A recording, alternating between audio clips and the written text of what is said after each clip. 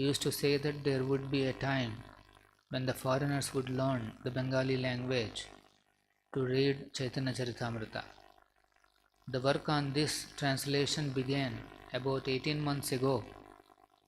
Now by the grace of Sri Chaitanya Mahaprabhu and His Divine Grace Bhaktisiddhanta Saraswati Thakur, it is finished. In this connection, I have to thank my American disciples, especially Sriman Pradyumna Das Adhikari, Sriman Nitai Das Adhikari, Sriman Jayadvaitat Das Brahmachari, and many other boys and girls who are sincerely helping me in writing, editing and publishing all these literatures. I think that His Divine Grace Bhaktisiddhanta Saraswati Thakur is always seeing my activities and guiding me within my heart by His words. As it is said in Srimad Bhagavatam, Tene Brahma Hrudaya Adikavaye, spiritual inspiration comes from within the heart, wherein the Supreme Personality of Godhead in His Paramatma feature is always sitting with all His devotees and associates. It is to be admitted that whatever translation work I have done is through the inspiration of my spiritual master, because personally I am most insignificant and incompetent to do this materially impossible work. I do not think myself a very learned scholar, but I have full faith in the service of my spiritual master, His Divine Grace Srila Bhaktisiddhanta Saraswati Thakur. If there is any credit to my activities of translating, it is all due to His Divine Grace.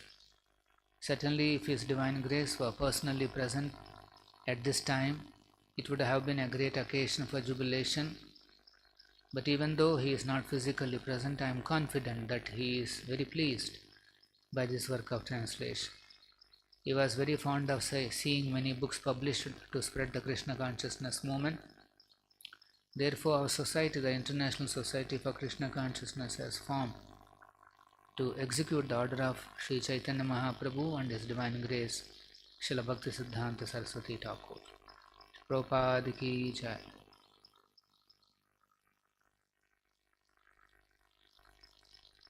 Om Namo Bhagavate Vasudevaya. Om Namo Bhagavate Vasudevaya. Om Namo Bhagavate Vasudevaya. Narayanam Namaskrutyam Naranchaiva Narottamam Devim Saraswatim Vyasam Tato Jaya Mudhiraye Nashtaprayesha Badreshu Nityam Bhagavata Sevaya Bhagavati Uttama Shloke Bhakti Bhavati Naistiki. Reading from Srimad Bhagavatam, Canto 3, Chapter 8 and Text 13. Tasyardha Sukshma Abhinivishta Drustehe Antargataha Ardaha Rajasa Taniyan Gunena Kalanugatena Viddaha Sushyams Tadha Vidhyata Navidishe Tasyadha Sukshma Nivishta Drushte Antargathortho Rachasataniyan Gunena Kalanugatena Viddaha Sushyam stadha vidhyata na videshat.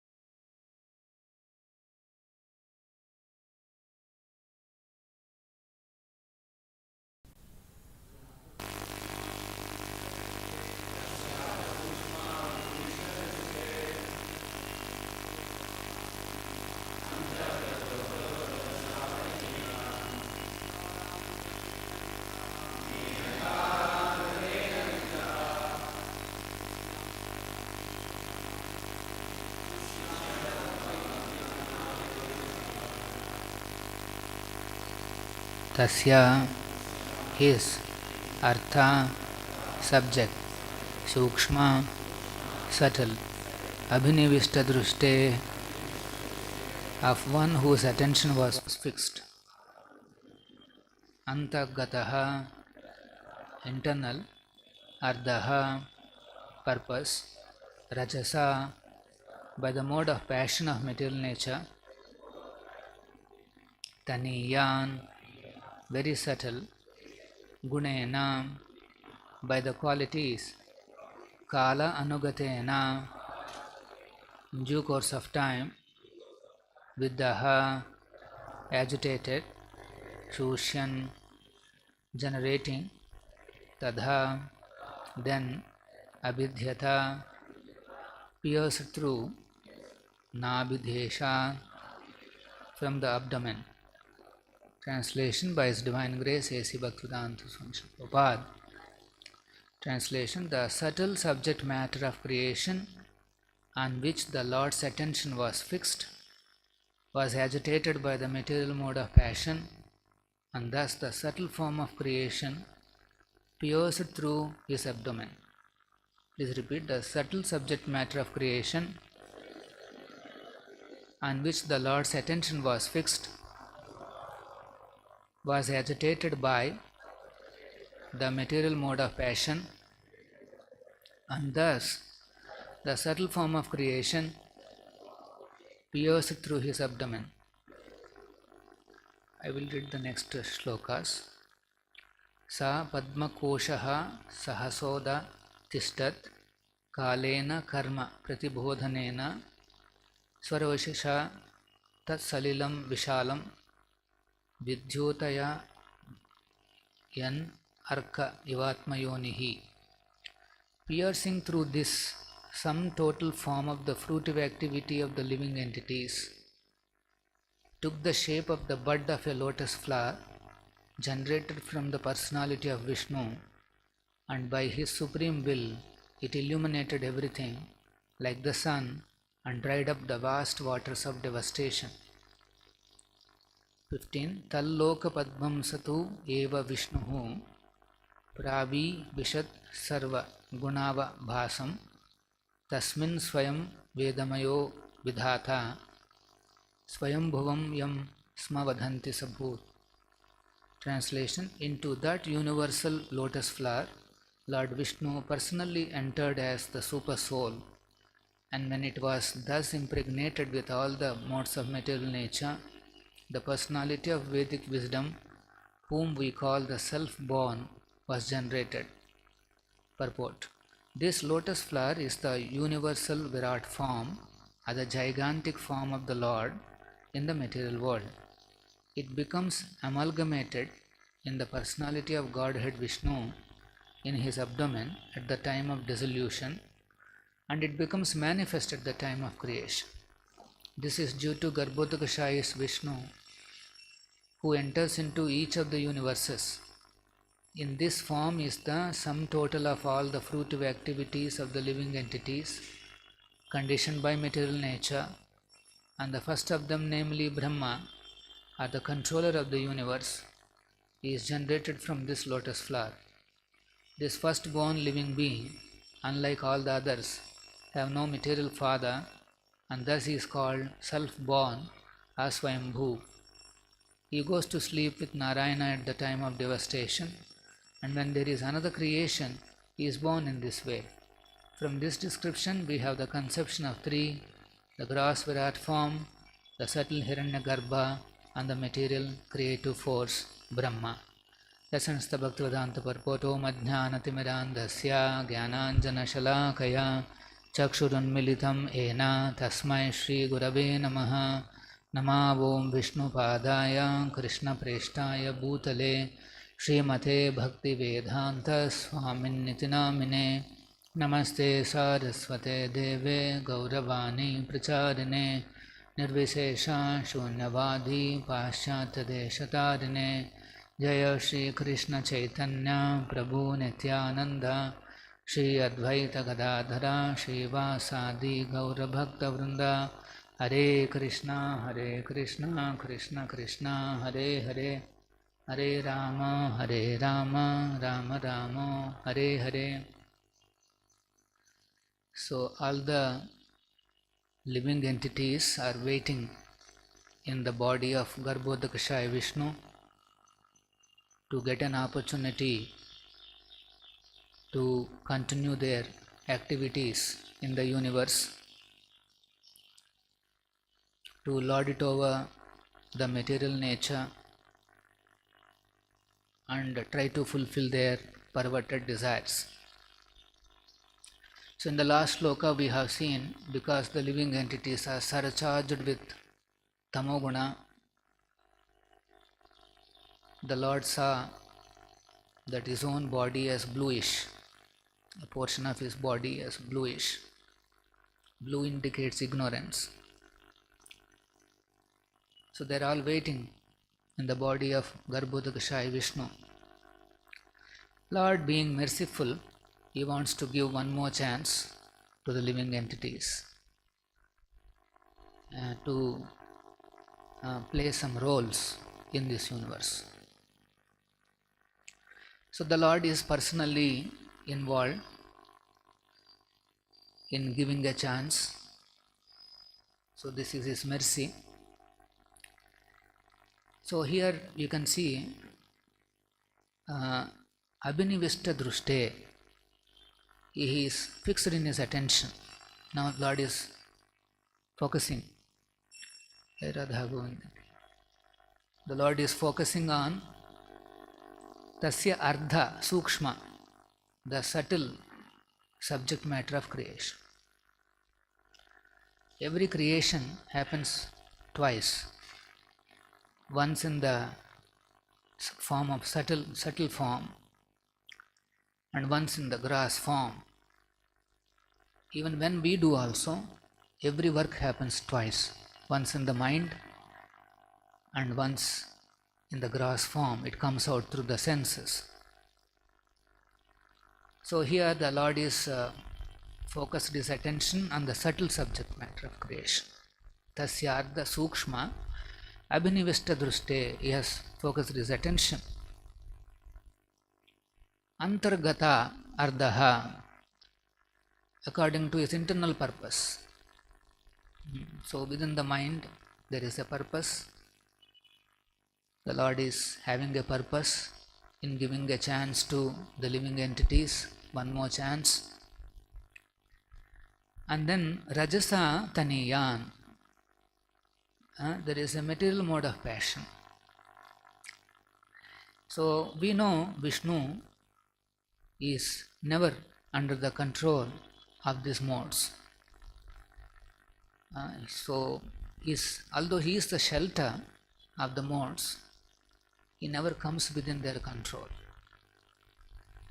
But he can use the passion, the mode of passion, the way he wants. Mode of passion is under the control of the Lord. All the three modes are under his control. We are under the control of the mode of passion. But Lord, he is not under the control. He is controlling. So now it's all about creation. Now the in charge of mode of passion, Brahma, is about to come. So the Lord is invoking the passion. And then Gunena Kalanugatena, in due course of time, Sukshmams Tadha Abidhyata Nabideshat. So from his abdomen, the subtle form of creation pierced through his abdomen. So Garbhodakashaya Viṣṇu is known as Padmanabha, a lotus which has come from his Nabhi, the Padmanabha. We have a Padmanabha temple in Kerala. You will see there is a lotus like this, and on the top of the lotus there is Brahma. So he is actually Garbhodakashaya Viṣṇu. So how is that lotus? Sapadmam koshaha Sahasa Sahasoda Uttishtat. It has suddenly it rose up, and Kalena Karma Pratibodhanena. So the living entities who are all waiting in the body of Garbhodakashayi Viṣṇu, they entered into this Padma. They entered into this lotus. Here it is known as lotus bud, Padma Kosha. And then Swarochisha, that means it has effulgence. This lotus is having effulgence. How Vidyutayan Arka, Arka Iva. Arka means sun. It is dazzling like sun, and it is generated from Atma Yoni, from the Supreme Lord Vishnu. Like some 2-3 days back, one video was circulated about how the experts in various fields, the various scientists in different fields, neuroscience, engineering, medical, all these scientists, they are all pointing to an intelligent design behind this creation. Very happy to see that the top brains in various fields are accepting that there is an intelligent design behind the nature, behind what we see all around us. For example, here you see there is a devastating water. That's why the whole lotus flower wound up and went inside Garbhodakashayi Viṣṇu's body, and there is a devastating waters. Now to clear those water, the lotus bud itself is acting like a arka iva, like a very powerful sun. One more Bhagavatam, in third canto, it is said that it is looking like thousands of dazzling suns. Why? Because the sun is not ready yet in the universe. The lotus flower has just come. The grass form, Virat form will be formed. Various planetary systems will be created. The whole structure has to be created. And then there is a sun. The sun god has to come. And but the sun is actually not the first person. So sun is not yet ready. But the water has to be evaporated. So here we can see the lotus which is illuminated. Very powerfully it has illuminated and then cleared up the vast waters of the Tat Salilam Vishalam, vast waters of devastating water that's been dried up. So you can see there is an intelligent creation. So the Lord Garbhodakashayi Viṣṇu, when he is situated personally, that is Vaikunta, and it proves Bhagavad Gita statement that in Vaikunta there is no need of sun, there is no need of moon. So you can see here, Lord has not depended on the sun to evaporate all these things. Swaroshisha, by his own energy, he has, by his own energy and illumination, he has dried up the whole water, devastating waters. So, Prabhupada, very interestingly, he connects this. The lotus coming from the Padmanabha. So, he says, this is the proof that matter comes from spirit. Garbhodakashayi Viṣṇu is full spirit, and the matter has come in the form of the Padma.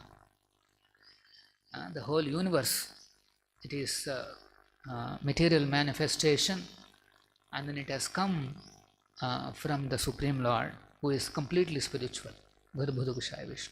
So it proves that actually matter comes from spirit. So the matter can never exhibit symptoms of life at any point of time. The current mistake of some of the atheistic scientists is that somehow matter comes into some kind of a format and then it exhibits the symptoms of life, which is not true. Symptoms of life are never created, they always exist. The soul is always existing. The Supreme Soul is all Super Soul. Here Garbhodakasha Viṣṇu is also Super Soul. There are 3 Super Souls. So Garbhodakasha Viṣṇu is the second one. So he created the whole matter, the whole universe. And then what happened? Tal loka padmam satu eva Viṣṇu. Into that universal lotus flower, again Lord Viṣṇu enters. This time he enters as a Kshirodakshaya Viṣṇu. We'll see more details. It's a third Viṣṇu, third Super Soul. Of the gross manifestation, is a third Super Soul of the gross. Garbhodakashaya Viṣṇu is known as Hiranyagarbha.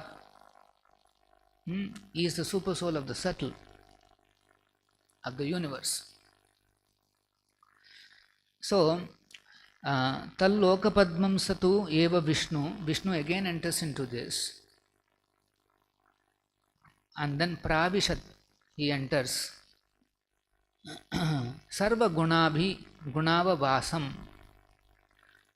After he enters into this, the 3 modes of material nature are impregnated into the universe.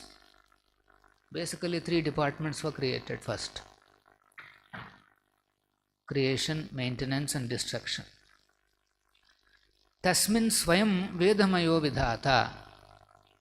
And then after the departments are ready, the personality of Vedic wisdom, Vedamaya, that is Lord Brahma, Swayambhuvam, he is known as Swayambhuva, Swayambhu, or self-manifest. We have an experience of a Swayambhu, our own temple. Swayambhu Lakshmi Narasimha, of course he appeared on his own. Here Brahma is called Swayambhu because he has not generated from a material father. There is no material father for him. Lord Viṣṇu himself is the father. Prabhupada also explains that how, although Lakshmi Devi is present at the lotus feet of Garbhodakashaya Viṣṇu, although Lakshmi is present, the Lord has not taken help of Lakshmi in order to give birth to Lord Brahma. He has not taken the help. He is not dependent on Lakshmi. So Brahma has appeared from Lord Viṣṇu himself in the lotus flower. So this is the sequence in which the whole creation has happened. Prabhupada is explaining here, at the time of devastation, Lord Brahma, he sleeps along with Narayana in his body. This is confirmed by Narada Muni also. He says at the end of the millennium, he, along with Brahma, enters into Vishnu's body, and in the next life, he comes back as Narada. So that has been confirmed here, that he goes to Narayana to sleep, and then the next creation again he comes back. So there are 3 conceptions here: the universal Virat form, the Hiranyagarbha, subtle Hiranyagarbha, and also the creative force Brahma. And all these things have systematically coming one after another. There is intelligence, there is design, and there is timing, perfect timing, and overwhelming mercy of the Supreme Lord to give chance to the living entities to exercise their perverted free will. So then here it is mentioned that the lotus is, within the lotus is the sum total form of the fruitive activity of the living entities. See, each word has to be carefully understood. The living entities, they are surcharged with the mentality of fruitive activity. They geared up, they want to work. So we have seen this working tendency, hard working tendency, is because of the influence of avidya. Avidya Shakti, the Tritiya Shakti, the external energy of the Lord. So that's why all these living entities are very geared up to do hard work, and they are introduced into this universe. So within the lotus, when Lord Brahma appears, so he takes one living entity. It's not like he actually does like this. So in each living entity, he gives a body. Already elements are available. Mahavishnu level only the elements are cleared. Shodasha Kalam, Mahavishnu's level only, all the elements are ready. 3 modes are already existing. As soon as Lord glanced, Pradhana gets into the form of Mahatattva. So that means already 3 modes are available. Garbhodakshaya Vishnu just introducing into the universe. And so each and every living entity will be given a particular shape based on their fruitive tendency, the desire for fruitive activity and their destiny. Based on that, the living entities will be given bodies, and they are introduced into all these 14 planetary systems, and then the animation begins. Each living entity enacts the role of whatever their false ego is, whatever that body is, and they go on performing fruitive activities. So this is the plan. There is a purpose. So Vishnu has, although Lord has created, as I said, he is never under the control of these modes. So he will not come under the influence of attachment to this world. He will not, Lord is not attached to this world. He creates, and then he allows the living entities to exploit the way they wish to. In one place, Prabhupada explains that is the opulence of the Lord called renunciation. Although he created, he is not attached like that. Actually, in this world, if you create anything, we become very attached. We say, no, I created this, it is mine, and we become very, very attached to it. And because of the attachment, he gets implicated. He becomes entangled in that very creation that he has done. So, but here we see, Lord is not like that. He is completely free from the influence of material nature, from the material attachment that the jivas exhibit. So the fruitive activity means they do this activity, fruitive activity, in these 3 departments: creation, maintenance, and destruction. In all the 3, they exhibit the fruitive activity.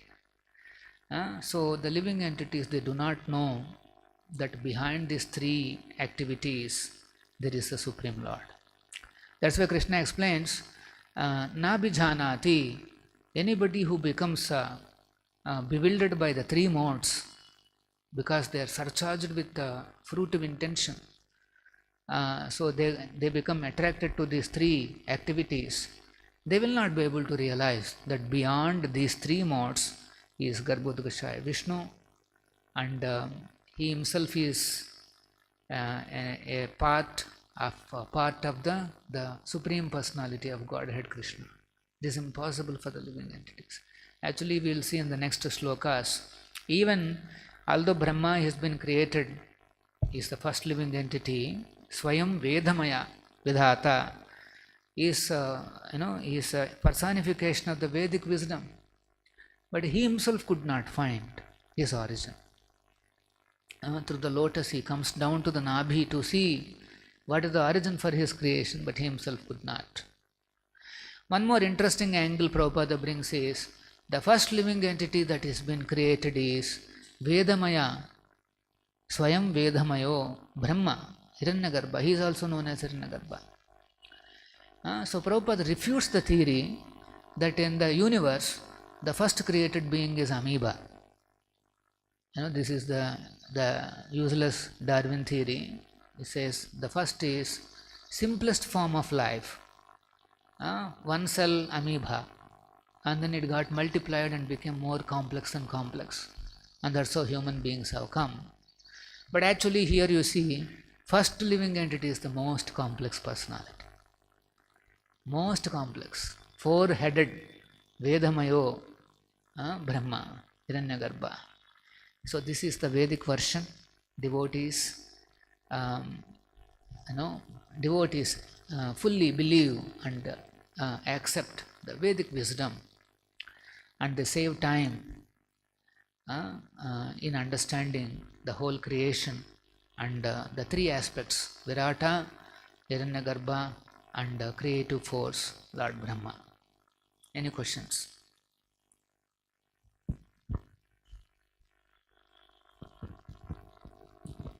Hare Krishna Prabhu.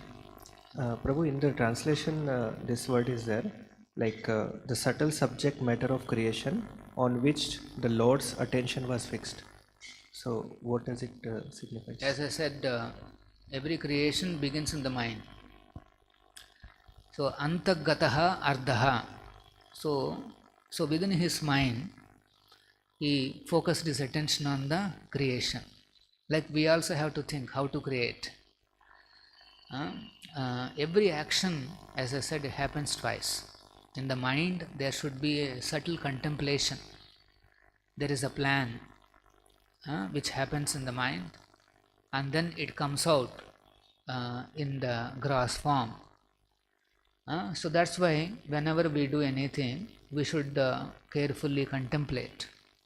We should focus our attention on the subtle subject matter. I think in the 18th chapter, Prabhupada mentions that in the purport that work happens twice. A subtle work which happens in the mind, and then the gross work. So jerky action or without thinking of consequences, that kind of an action is called action in the mode of ignorance. But whereas if the attention is focused on the antagataha, internal purpose, and contemplating nicely, understanding the consequences, and then deciding to do the actual thing, that is the actual process that needs to be followed. If somebody shortcuts this process, he is not following the actual process which Lord himself has created.